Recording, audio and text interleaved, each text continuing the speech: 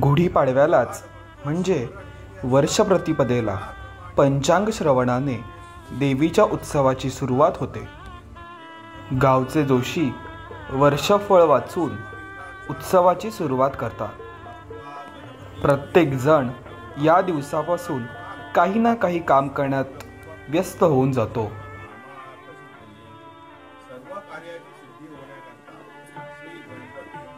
द्वितीयेला मुख्य सभा मंडप उभारला जातो.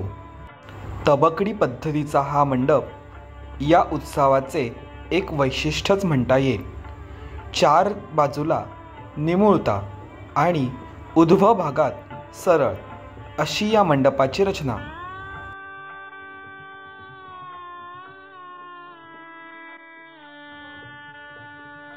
पूर्वेला आखवेआळी, पश्चिमेला परांजपेआळी, उत्तरेला साठेआळी आणि दक्षिणेला तिठ्ठेआळी असे सगळे लोक आपापला भाग वेगवेगळा सजवतात. ऊर्ध्व दिशेचा भाग उभागारासाठी असतो.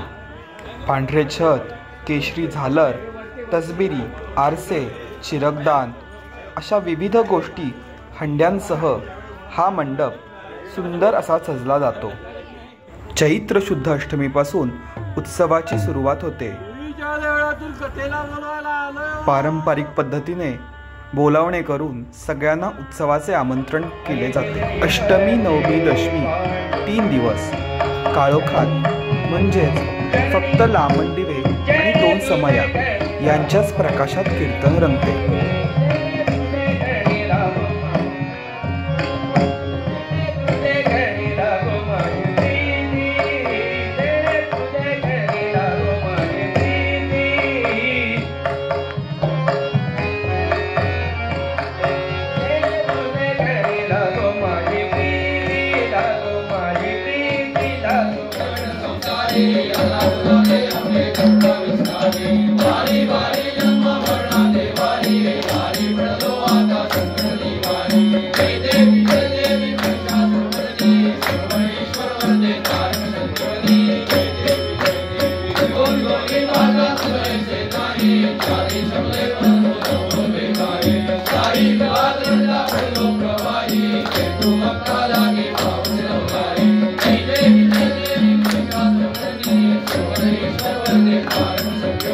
Thank you.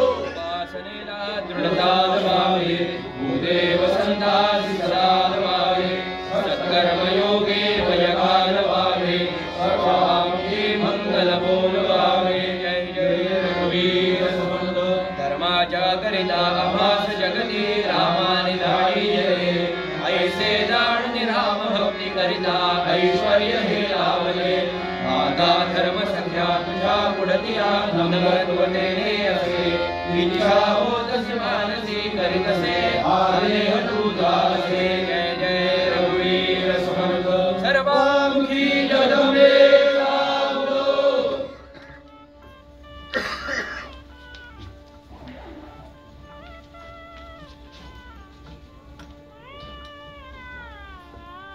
चैत्र शुद्ध एकादशीला देवीला सुवर्ण मुखवास लागणार असतो. त्या दिवशी देवीची सुवर्णमूर्ती वाजत गाजत गावातून मिरवत देवळात नेली जाते.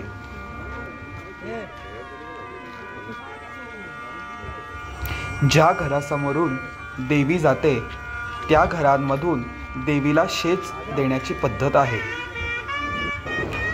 उष्माचा दाह होऊ नये म्हणून दोन्ही बाजूला चौऱ्या ढळत असतात. सनईच्या मंजूळ सुरांमध्ये सूर्यचंद्रांच्या अब्दागिरांसह देवी मार्गस्थ होते.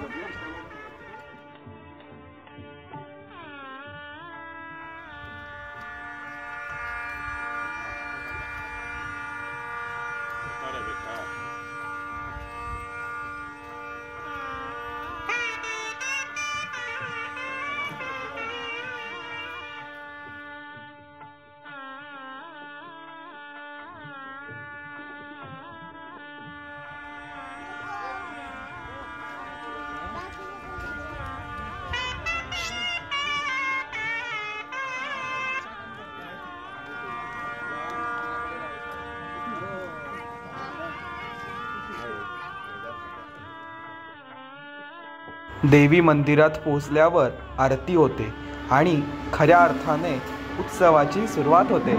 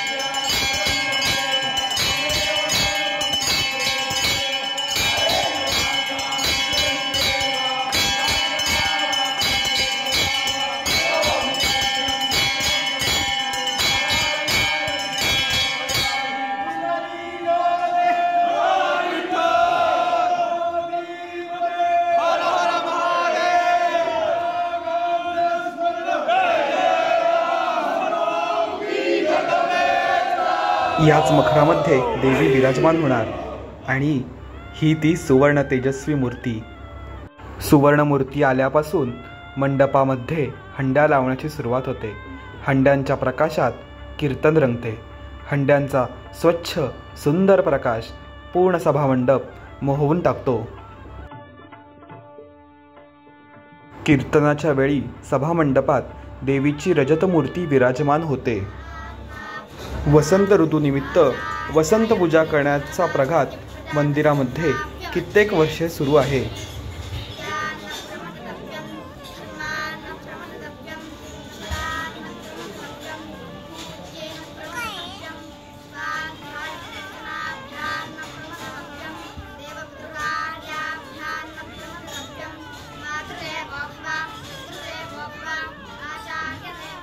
गावची यात्रा. या दिवशी गावातील प्रत्येक समाजाला त्याच्या मानानुसार विडा दिला जातो आणि हेच त्याच्या कार्याचे मूल. शुद्ध अष्टमी ते वद्य प्रतिपदा सर्व दिवस कीर्तन हे गोंधळाने सुरू होते आणि कीर्तनाचा शेवटही गोंधळानेच होतो. चढत्या गोंधळात सर्व देवतांना आमंत्रित केले जाते आणि उतरत्या गोंधळामध्ये सर्वांना आपापल्या स्वस्थानी जाण्यासाठी सांगितले जाते.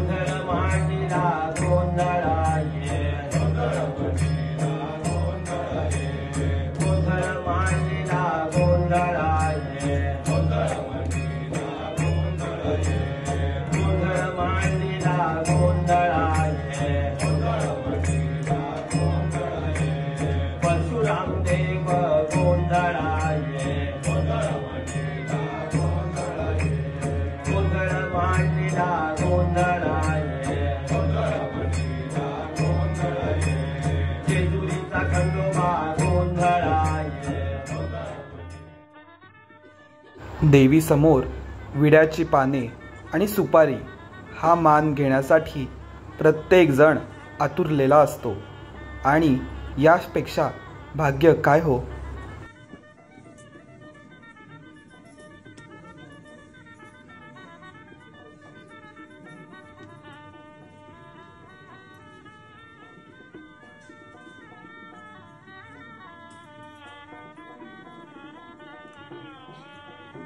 पातवडा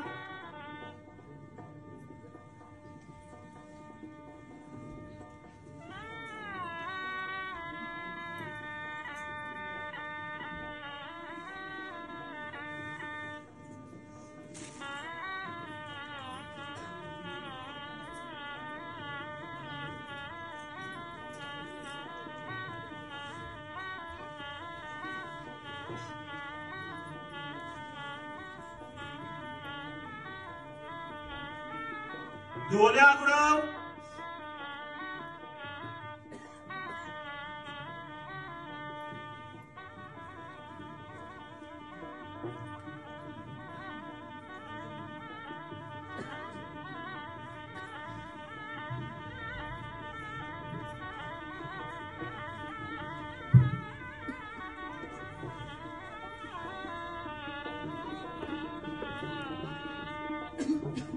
वाजंत्रीकडं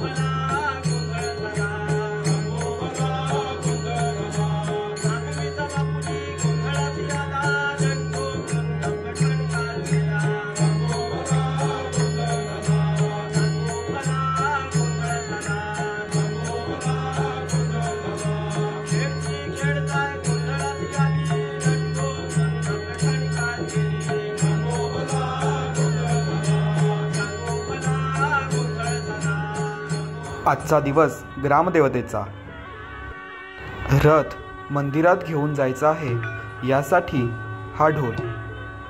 प्रत्येक कार्यक्रम सुरू होण्याआधी आणि प्रत्येक कार्यक्रम संपूर्ण झाला की हा ढोल गावातून विशिष्ट मार्गाने मार्गक्रमण करतो, जेणेकरून मार्गस्थांना या कार्यक्रमाच्या वेळा कळतील.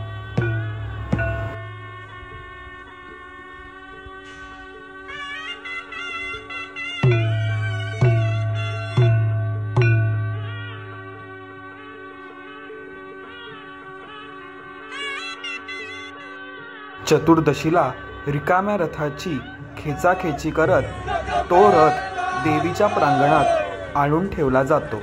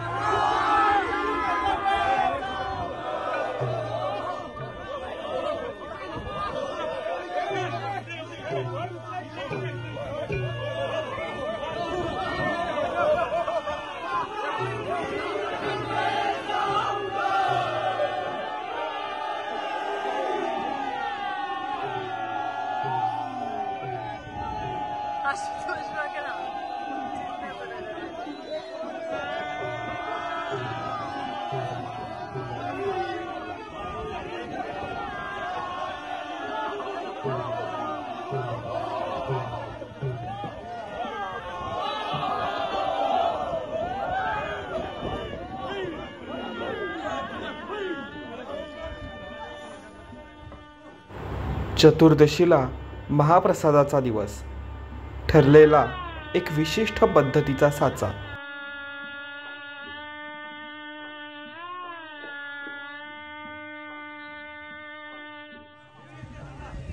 पौर्णिमेच्या दिवशी रथातून फिरणारी रथपुतळी खरवळ्यांच्या घरातून आणली जाते.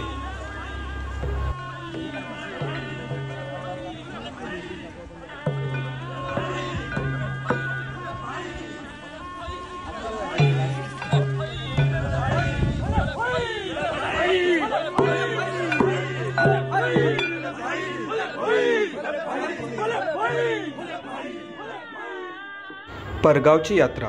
या दिवशी रथोत्सवाला येणाऱ्या परगावच्या लोकांचा मान केला जातो.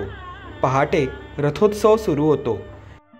ही भुवनसुंदरी रथारूढ होऊन ग्रामभ्रमण करण्यास निघते. प्रत्येक वेळी देवीची आरती करण्याची पद्धत आहे, जेणेकरून आपल्यातील दैवी तत्व जागृत होईल आणि उत्सव द्विगुणित होईल.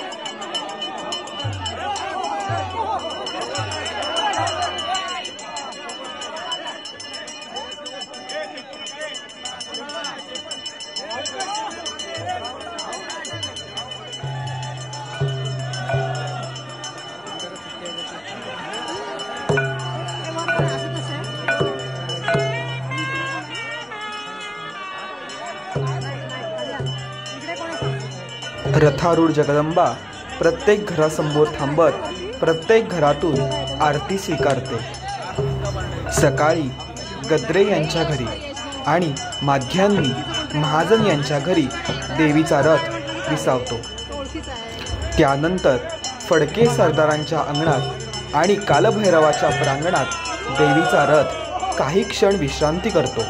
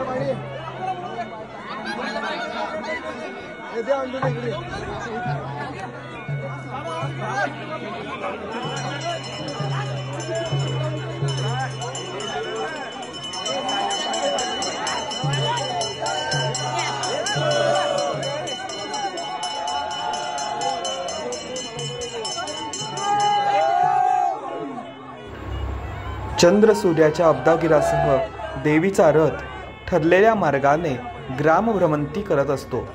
त्यातच प्रत्येक ठिकाणी शेंगांचा प्रसाद हा प्रत्येक भोयांना दिला जातो, म्हणजेच रथ ओढणाऱ्या लोकांना दिला जातो। पारंपरिक वेशभूषेत हा उत्सव साजरा होतो।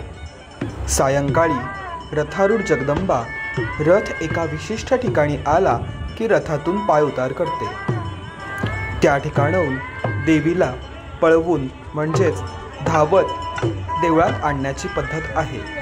त्यासोबतच देवीच्या रथासोबत असणारी शुभचिन्हे म्हणजेच वाजंत्री, अब्दागीर, चौऱ्या, दिवटी, घंटा अशा शुभ गोष्टी देवीसोबत देवळात आणल्या जातात।